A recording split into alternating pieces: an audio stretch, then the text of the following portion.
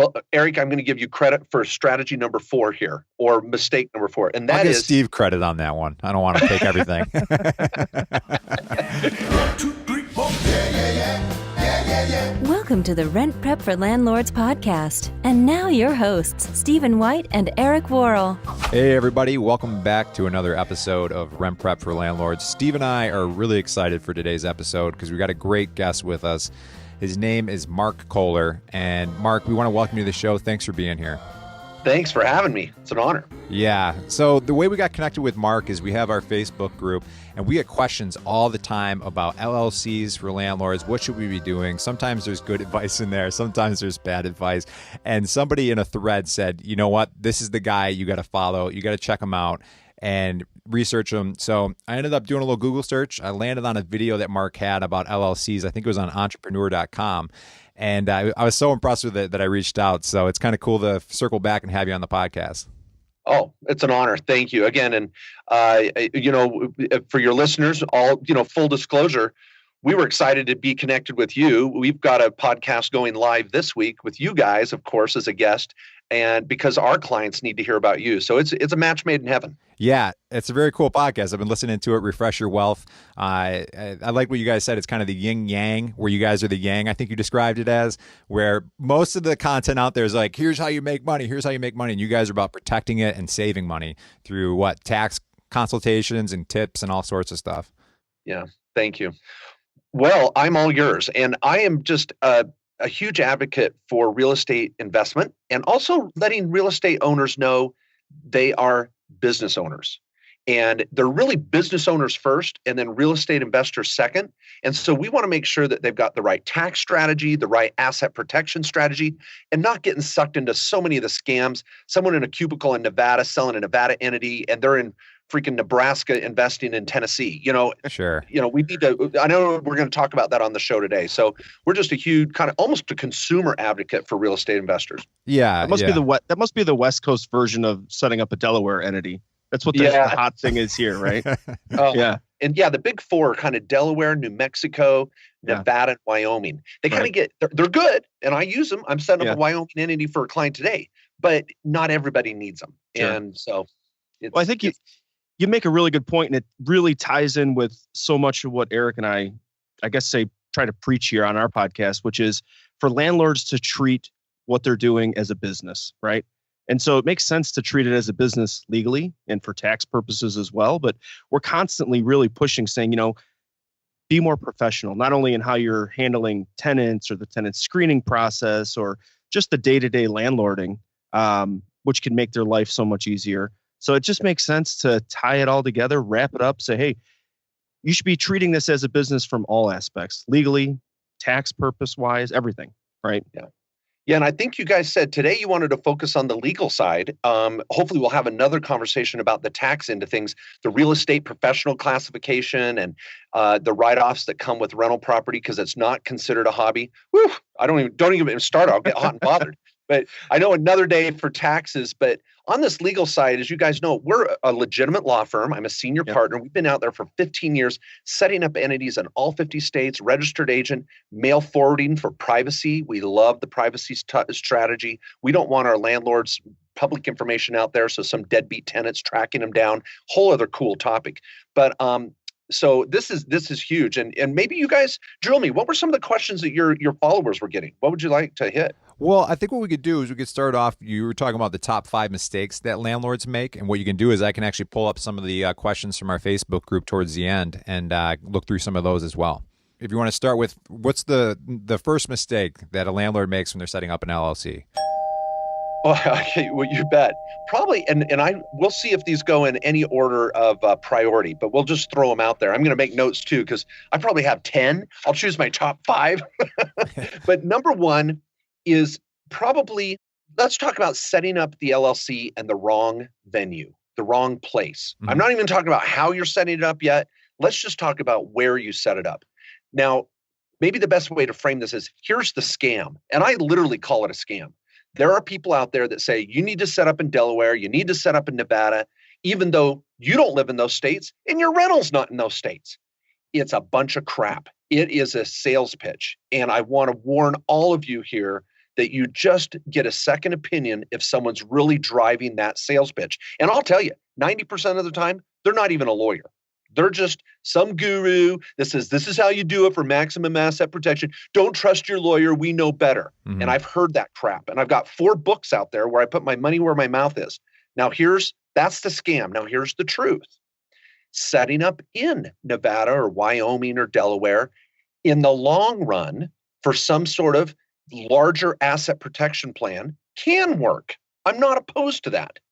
But again, the far majority of brand new real estate investors and landlords, we want to set up the entity in the state where the rental property is. And I'll shut up here in 1 second. Let me just say this. Sure. If you live in Arizona, but your rental's in Tennessee, we're going to set up a Tennessee LLC. It's going to be the most affordable. It's going to give you the best protection from the tenant, and it's going to be simple. And you're going to run that Tennessee LLC for your Tennessee property.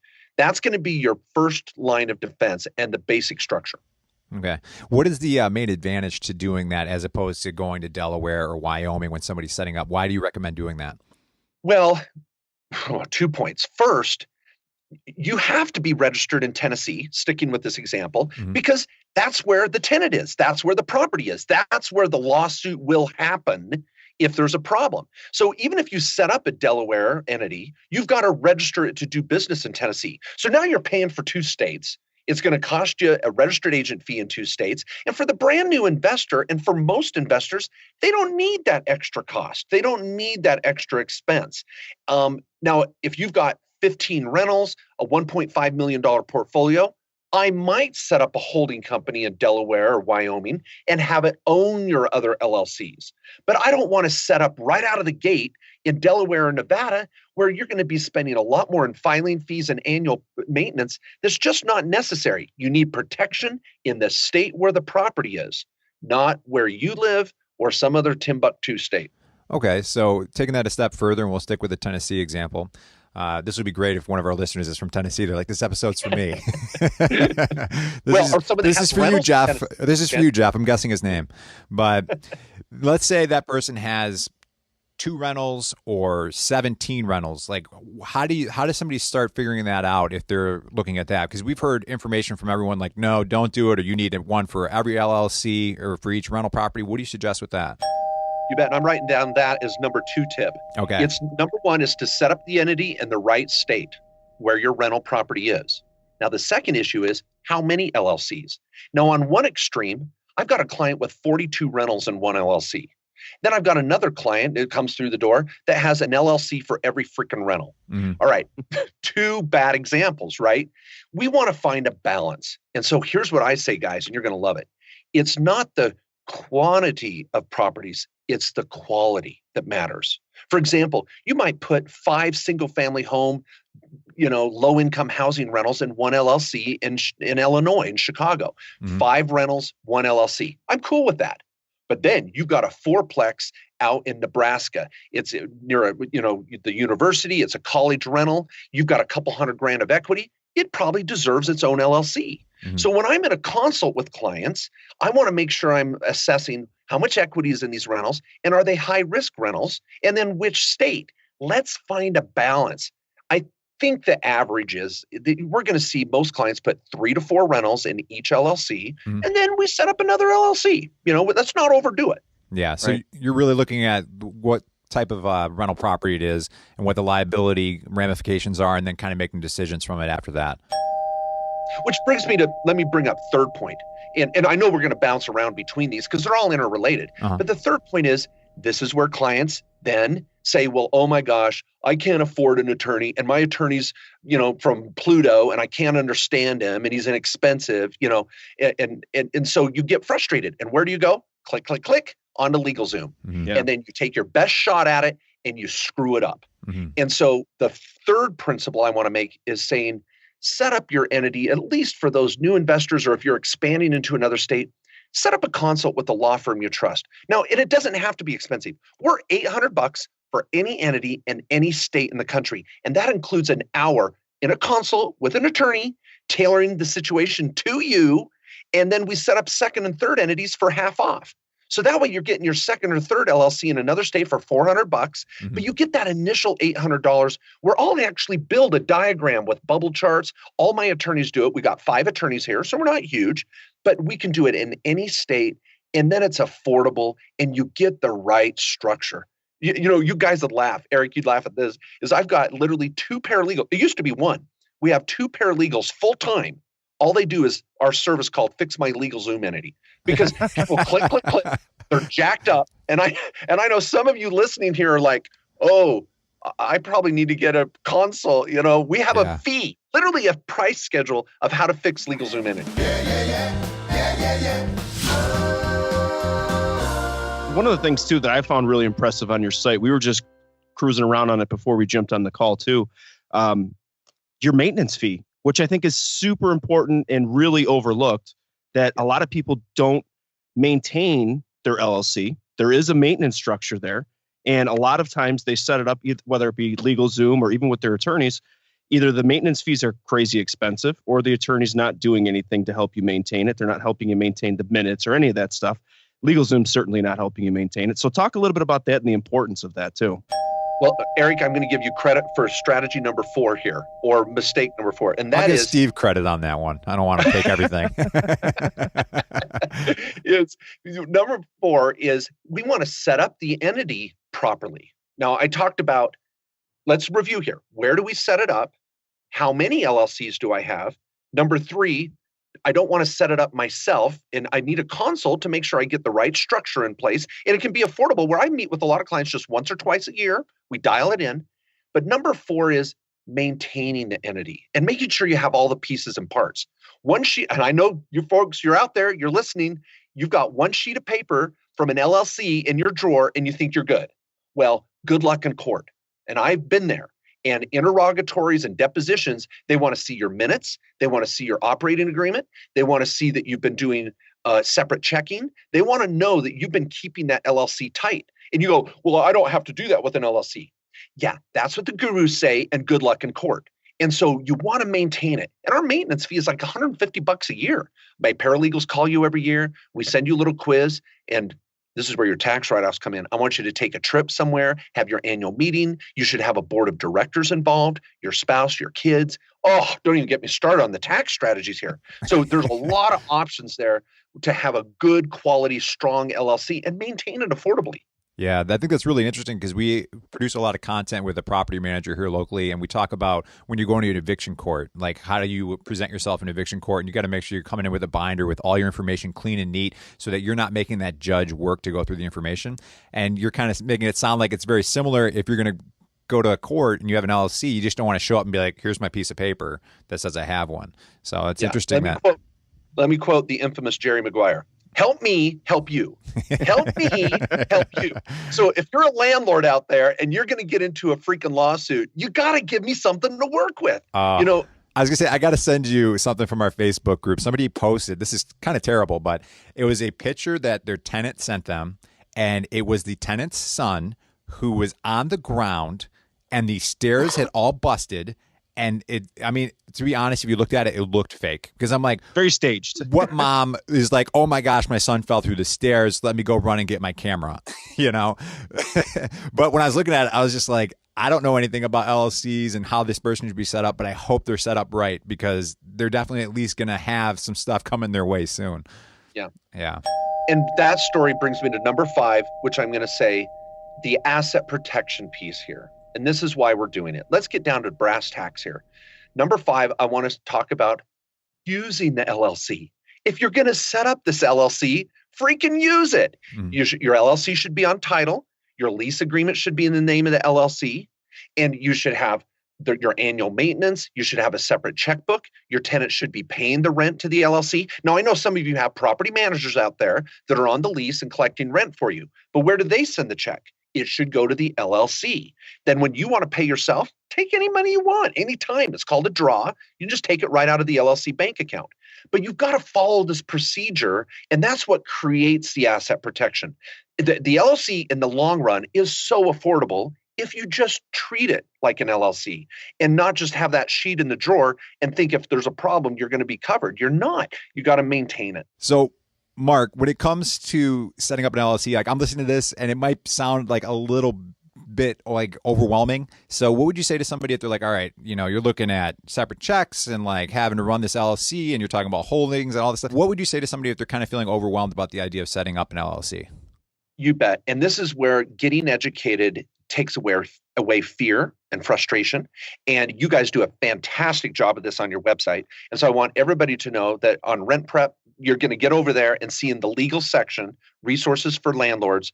I'm going to help you guys out, send you 3 or 4 videos that are not just a flashy, 1 minute on YouTube thing. I'll get some content on there so that your folks listening now can go back to the website and watch some of those videos in detail.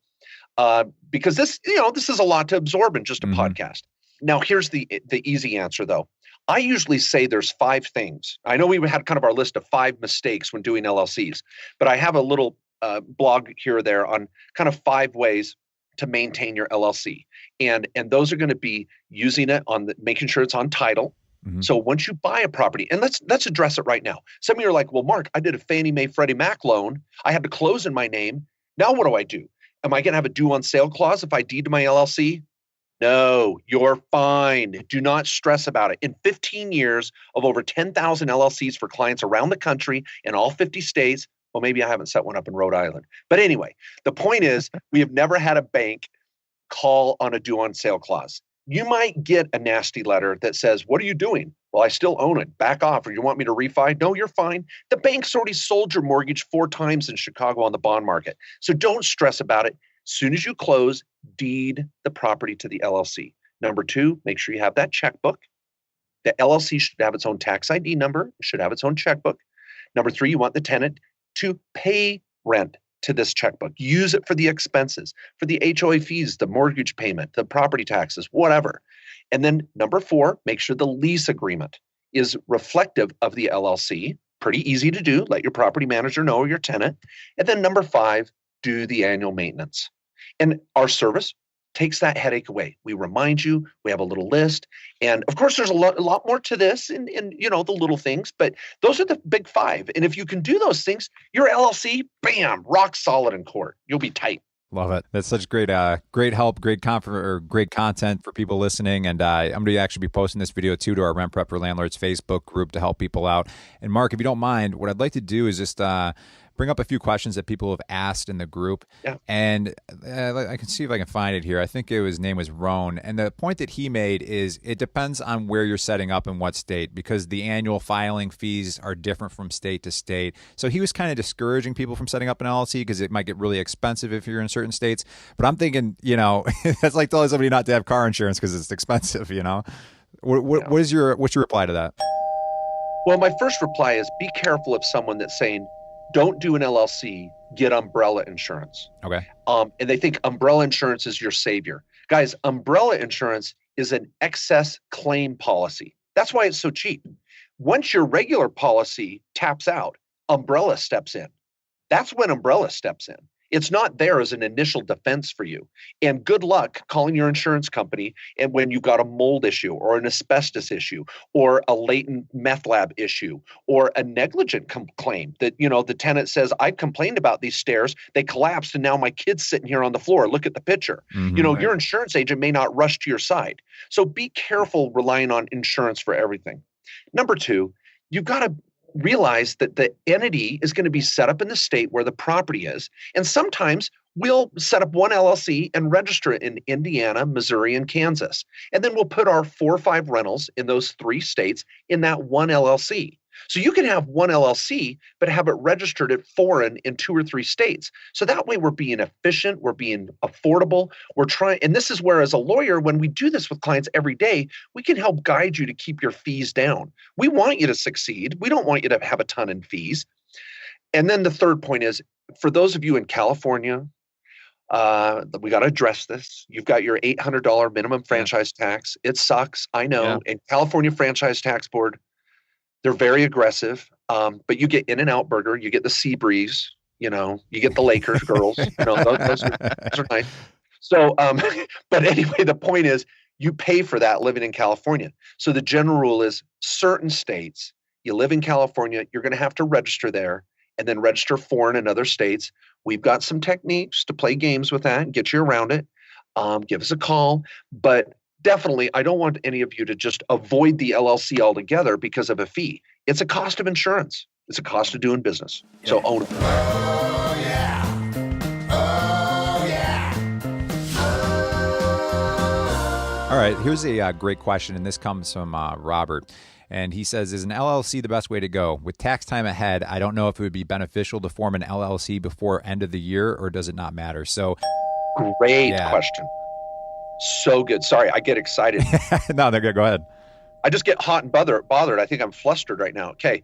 Now, because I'm a CPA as well as an attorney, which we love to bring this together. All my attorneys are trained as tax lawyers, and you're getting them for the same cost of just an eviction attorney. I mean, this is really affordable. Okay, so let me say this. Now, this is so important. I want everybody put down your Diet Coke, pay attention. LLCs do not save taxes.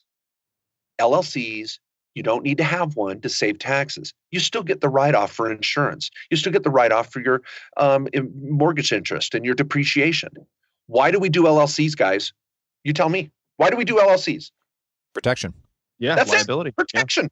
That's protection. So do you now in some states, I want to pull the trigger and get your LLC set up right now. It's cool. You got a rental. You might as well step up to the plate and get your LLC done.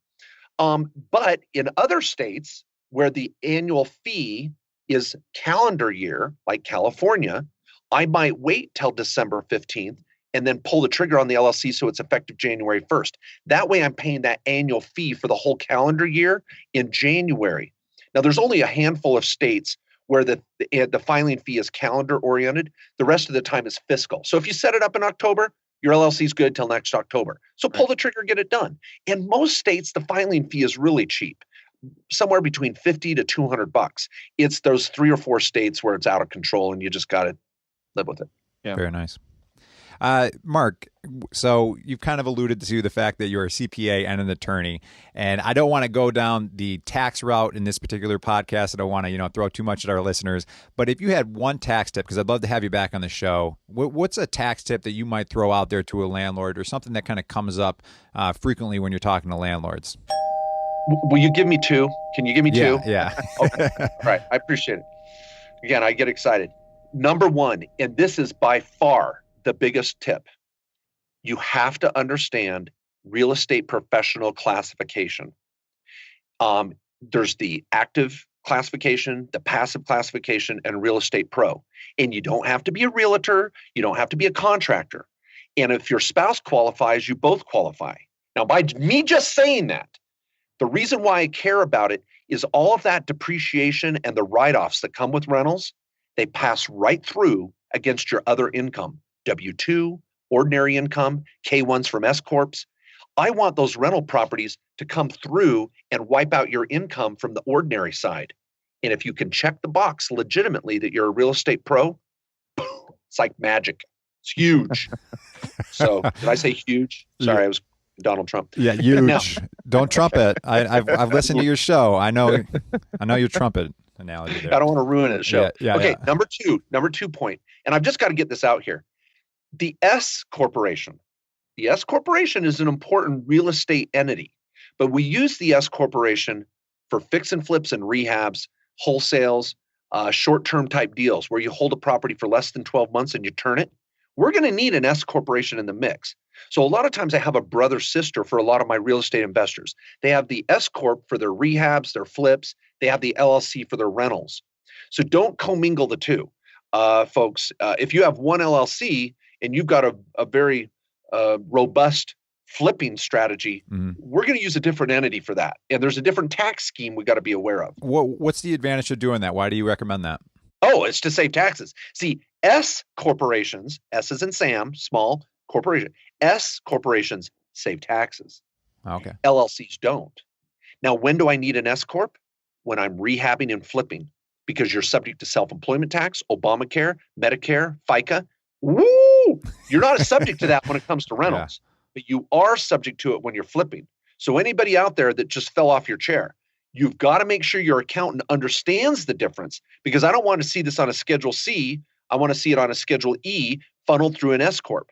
And this is where, to bring up Donald Trump and the GOP, if Paul Ryan and those guys can pull their head out and get us a tax plan before the end of the year, they're already talking about the S Corporation providing more benefits for small business owners, which I've been preaching for 15 years.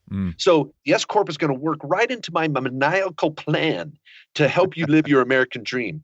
But this is important. This is why the bottom line, let me just finish with this point. Folks, you've got to take this stuff serious. I know it's hard to find a good accountant or lawyer out there. You don't have to use our firm for every little thing, but at least follow me for my daily, weekly tips, our podcast, our newsletter, our YouTube videos.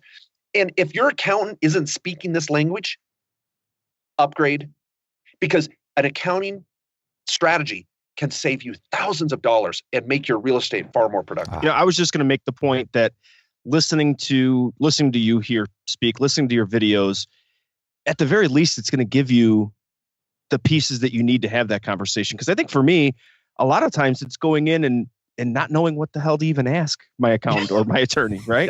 So a lot of times just this little bit of education is enough to get them and get that conversation going. Maybe you don't have the right attorney, maybe you don't have the right accountant, but if you don't know the right questions to ask, you're not going to know that either way.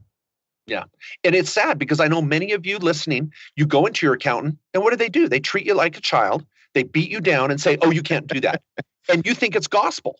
Yeah. Oh, guys, how many of you know that contractors can do a kitchen different? How many of you know plumbers that might do a plumbing job different? Well, accountants have the same tools, but may do a different job for you. So don't take it as gospel when your accountant beats you down like a child with a wet noodle. You got to ask for better. Right. Yeah. If anybody's listening, you can go to markjkohler.com. I'll put it in the show notes as well. And if you're watching the video, I'm sure it'll be on screen too.